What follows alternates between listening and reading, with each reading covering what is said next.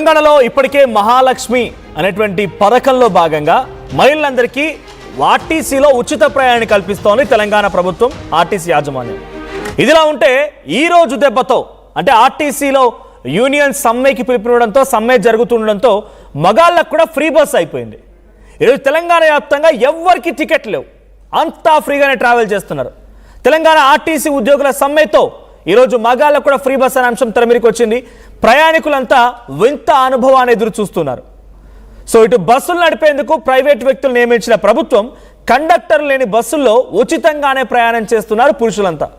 టికెట్లు ఇవ్వలేక మహిళలతో పాటు అబ్బాయిలకు కూడా ఫ్రీ టికెట్ ఈరోజు. ఇవాళ ఉదయం నుంచి ఆర్టీసీ సమ్మె కొనసాగుతోంది. అటు బస్సులు బంద్తో తీవ్ర ఇబ్బందులు పడుతున్నారు ప్రయాణికులు. ప్రయాణికుల దృష్ట్యా ప్రైవేట్ బస్సులు నడుపుతున్నాయి ప్రభుత్వం. అంటే అక్కడ బస్సులు గవర్నమెంట్ ప్రైవేట్ పక్కన పెడితే అక్కడ నడిపేటువంటి వాహనదారులు మాత్రం ప్రైవేట్ పర్సన్సే. అక్కడ కంప్లీట్గా డ్రైవర్లంతా ప్రైవేట్ వాళ్ళే, అనుభవం లేనటువంటి వాళ్ళని చెప్పొచ్చు ఇక్కడ. బికాజ్ ఉదయాన్నే కరీంనగర్ దగ్గర ఒక యాక్సిడెంట్ కూడా జరిగింది, 5గురికి చాలా తీవ్రంగా గాయాలయ్యాయి. చాలా సిచ్యువేషన్ ఎక్స్ట్రీమ్గా అయింది అక్కడ యాక్సిడెంట్ ఘటన చూస్తూ ఉంటే. ఒకసారి ఒక వీడియో సోషల్ మీడియాలో చక్కర కొడుతోంది. ఆర్టీవీ ఎక్స్క్లూజివ్గా మీకు ఆ వీడియోని చూపించే ప్రయత్నం చేస్తోంది. సో ఒకసారి ఆర్టీవీలో మీరు చూస్తున్న వీడియోలో ఒక వ్యక్తి వీడియో రికార్డ్ చేస్తూ ఉన్నాడు. సో మీరంతా టికెట్ తీసుకున్నారా అని మగవాళ్ళు అడుగుతుంటే టికెట్ లేదు ఏం లేదని చెప్తున్నారు. ఒకసారి ఆ వీడియో చూద్దాం. ఈ బస్సులో చెప్పండి, ఏ డిపో బస్ ఇది? కరీంనగర్ 2 డిపోనా? ఈ బస్సులో సమయ ప్రభావం ఎలా ఉంది? మీరు ప్రైవేట్ డ్రైవరేనా? ఈ బస్సులో పురుషులకు ఫ్రీగా ఉందా లేకుంటే టికెట్ తీసుకుంటారా? ఫ్రీ తీసుకుంటున్నారా? టికెట్ లేదా? టికెట్ లేకపోవడం ఎలా ఉంది? మహిళలతో పాటు పురుషులకు కూడా ఈరోజు టికెట్ లేదు, దాని పట్ల మీ అభిప్రాయం? బాగానే ఉందా సార్? మీరు టికెట్ తీసుకున్నారా? టికెట్ లేదు కదా?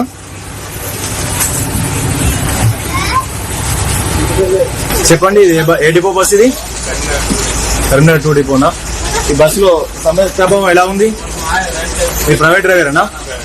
ఈ బస్సులో ఇది కరీంనగర్ డిపో 2 బస్. అది ఆ బస్సులో ప్రైవేట్ పర్సన్ డ్రైవర్గా ఉన్నాడు.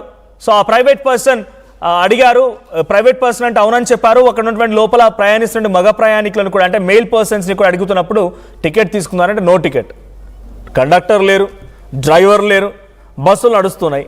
ఇదంతా కేవలం ఒకే ఒక్క మాట. నేను ఇలా మాట్లాడుతున్నందుకు కొంత చూసే ప్రభుత్వ ప్రతినిధి ఇబ్బంది కలగవచ్చు, వాళ్ళకు కొంత హట్ అనిపించవచ్చు. కానీ ఈరోజు ప్రజలంతా వాళ్ళని ఒక రకంగా ఉక్కిరి బిక్కిరి చేసి గ్రైండర్లో వేసి క్రష్ చేస్తారేమో అనే భయంతోనే ప్రైవేట్ పర్సన్లు పెట్టి డబ్బులు లేకపోయినా బస్సులు నడిపిస్తున్నారు. సమ్మెలకు కట్టు డబ్బులు వాళ్ళ వేతనాలు చెల్లించలేక, సమ్మెలకు సంబంధించి ఆ ఆర్టీసీ ఉద్యోగులు ఎందుకైతే డిమాండ్స్ పెట్టారో ఆ డిమాండ్స్ని పరిష్కారం చేయలేక ఇటు ప్రజల నుంచి వ్యతిరేకత వస్తుంది. కాబట్టి ఏం చేయలేక దిక్కుతోచని పరిస్థితుల్లో ప్రైవేట్ పర్సన్లు పెట్టి డబ్బు ఈరోజు బస్సులు నడిపిస్తున్నారు. కానీ ఓ టికెట్ లేదు, ఓ కథ లేదు, ఓ సేఫ్టీ లేదు. ప్రజలంతా మీద పడిపోయి ఎక్కడ ప్రభుత్వానికి చెడ్డ పేరు వస్తుందో, అధికారులకు చెడ్డ పేరు వస్తుందో ఒక భయంలోనే ఈ రకంగా ఈరోజు ప్రైవేట్ డ్రైవర్లతోని బస్సులు నడుస్తున్నాయి. కానీ ఓ ఆదాయం లేదు, సేఫ్టీ కూడా లేదు. మా ప్రతి నిర్మలా సిద్ధంగా ఉన్నారు. నిర్మల ఎక్కడ చూసినా ఈరోజు నో టికెట్ ఎట్ ఆల్, అందరికీ ఫ్రీయే, మగవాళ్ళకి కానీ ఆడవాళ్ళకి కానీ. జనరల్గా మహాలక్ష్మి పథకంలో మహిళలకు ఫ్రీయే, ఇప్పుడు మగవారికి కూడా ఈ సమ్మె ఎఫెక్ట్తో ఫ్రీగా వెళ్తూ ఉన్నారు. సో చాలా బస్సెస్లో అట్లా కండక్టర్ లేరు. సో కండక్టర్ లేకపోవడంతో టికెట్ కూడా తీసుకోవడం లేదు. డైరెక్ట్గా బస్సు ఎక్కాలి, తీసుకుపోయి స్టాప్ దగ్గర మన దగ్గర ఆపాలి, దిగిపోవాలి, మళ్ళీ ఎక్కేవాళ్ళు ఎక్కాలి, అంతే జరుగుతోంది. సో ఈ బస్సు సమ్మె ఎటువంటి పరిస్థితి దారితీసింది? దీనిపైన యాజమాన్య రియాక్షన్ ఏంటి? ఎస్ మనోజ్, ఈ ఘటన పైన మాత్రము యాజమాన్యం అంటూ కూడా ఇప్పటి వరకు ఇంకా ఏం స్పందించలేదు.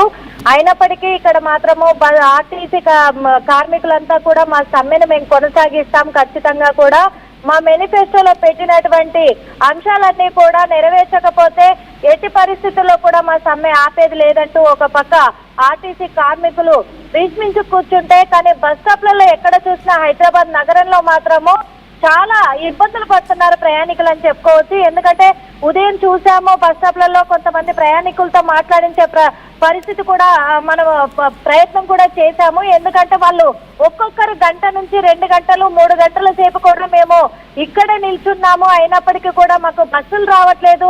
అరాకొర ఎలక్ట్రికల్ బస్సులు వచ్చాయి అని అంటే మాత్రం అందులో డ్రైవర్ మాత్రమే ఉంటున్నాడు అని బస్సు ఎక్కే ప్రయత్నం కూడా చేశాము. బస్సులో కూడా ఒక్కొక్క బస్సులో కండక్టర్ ఉంటే గనక ఒకవేళ అతను పురుషులకు టికెట్లు కొడుతున్నాడు, లేదు అంటే డ్రైవర్ ఒక్కడే ఉంటే పురుషులకు కూడా టికెట్లు లేవు.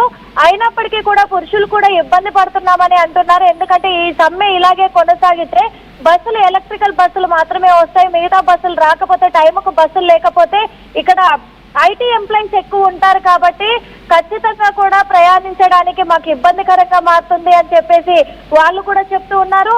ఇటు మహిళలు కూడా ఫ్రీ బస్సు పెట్టారు అని ఒక ఆనందంతో మేము ఎవరం కూడా డబ్బులు తీసుకోకుండా బస్సులు బంద్ అనే విషయం కూడా మాకు తెలియదు కాబట్టి మేము ఇబ్బంది పడుతున్నాం. ఇప్పుడు రోడ్డు మీద ఉండి ఇటు బస్సు రాలేక, మేము వెళ్ళలేక, మా దగ్గర డబ్బులు లేక ఒక పక్క ఇబ్బంది పడుతున్నామని కొంతమంది చెప్తూ ఉంటే, కొంతమంది మాత్రము ఆటోలు మాట్లాడుకొని వెళ్ళాలి అని అంటే ఇంతకుముందు 50 రూపాయలు ఉన్న ఆటో ఇప్పుడు మాత్రం 200 నుంచి 300 ఛార్జ్ చేస్తున్నారు వెళ్ళాలి అంటే. బస్సులు రాకపోవడంతోనే ఇబ్బంది అవుతుంది అని చెప్పేసి ఒక పక్క కొంతమంది చెప్తూ ఉన్నారు. ఇక స్టూడెంట్స్ విషయానికి వస్తే వాళ్ళదైతే ఇంకా చెప్పనక్కర్లేదు. ఎందుకంటే పాపము స్టూడెంట్ పిల్లలు బస్ పాసులు తీసుకొని ఉంటారు కాబట్టి వాళ్ళు మాత్రం ఇప్పుడు మాకు బస్ పాస్ ఉన్నందున మేము బస్సులు వస్తాయనే ఒక ధీమాతో ఉన్నాము. ఇప్పుడు ఆ బస్సులే బంద్ అయినందున ఇప్పుడు మా దగ్గర డబ్బులు లేవు, మేము టైంకి కాలేజీకి అందుకోలేకపోతున్నాము, ఇబ్బంది అవుతుందని చెప్పేసి స్టూడెంట్స్ అంటున్నారు.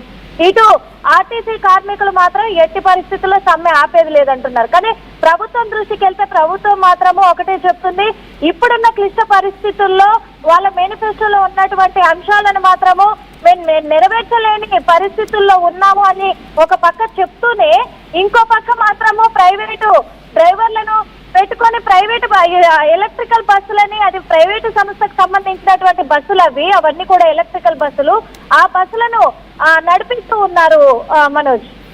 రైట్, ఇటు ఫ్రీగానే వెళ్తున్నారు. పోనీ ఆదాయం ఉందా అంటే ఆదాయం లేదు, పోనీ అటువైపు సేఫ్టీ ఉందా అంటే సేఫ్టీ లేదు.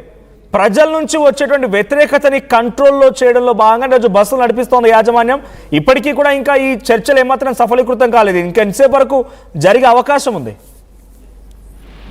ఇంకా దాదాపు గతంలో కూడా ఇలాగే గవర్నమెంట్ స్పందించకపోతే 57 రోజుల సమ్మెను మేము నిర్వహించాము. ఇప్పుడు మాత్రం ఖచ్చితంగా అది 57 రోజులైనా 100 రోజులైనా మేము కొనసాగిస్తాము. ప్రభుత్వం స్పందించి మేము మా అవసరాలను తీర్చేంత వరకు కూడా మేము ఎట్టి పరిస్థితుల్లో కూడా సమ్మెనైతే విరమించుకునే ప్రసక్తే లేదు, ఇంకా ఉద్రిక్తం చేస్తామని కూడా చెప్తూ ఉన్నారు మనోజ్.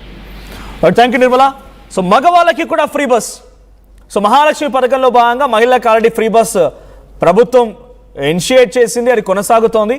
అయితే ఈరోజు సమ్మె కారణంగా కండక్టర్ లేకపోవడంతో మగవాళ్ళు కూడా ఫ్రీగానే ట్రావెల్ చేస్తున్నారు. సో ఈరోజు ఎవరికి టికెట్ లేదు, చాలా మెజారిటీ బస్సెస్ కూడా కండక్టర్ లేకపోవడంతో అంతా ఫ్రీగానే ట్రావెల్ చేస్తున్నారు. కేవలం పబ్లిక్ నుంచి వచ్చేటువంటి అగ్రెషన్ని కంట్రోల్ చేయడం కోసం మాత్రమే ఆర్టీసీ ఆదాయం లేకపోయినా, సేఫ్టీ లేకపోయినా అరకొరగా ప్రైవేట్ పర్సన్స్తోని ఈరోజు బస్సెస్ నడిపిస్తోంది. సో మీరు ఎదుర్కొనే సమస్యలు ఏంటి? ఈరోజు మీరు కనుక ఆర్టీసీ బస్సులో ట్రావెల్ చేసి ఉంటే మీకు ఎదురుపడ్డ సమస్య ఏంటి? మీరు ఎటువంటి సమస్యతో బాధపడ్డారు? మీ ఎక్స్పీరియన్స్ ఏంటో కామెంట్ చేయండి. చెప్పండి, ఏ డిపో బస్ ఇది? కరీంనగర్ 2 డిపోనా? ఈ బస్సులో సమయ ప్రభావం ఎలా ఉంది? మీరు ప్రైవేట్ డ్రైవరేనా? ఈ బస్సులో పురుషులకు ఫ్రీగా ఉందా లేకుంటే టికెట్ తీసుకుంటారా? ఫ్రీ తీసుకుంటున్నారా? టికెట్ లేదా? టికెట్ లేకపోవడం ఎలా ఉంది?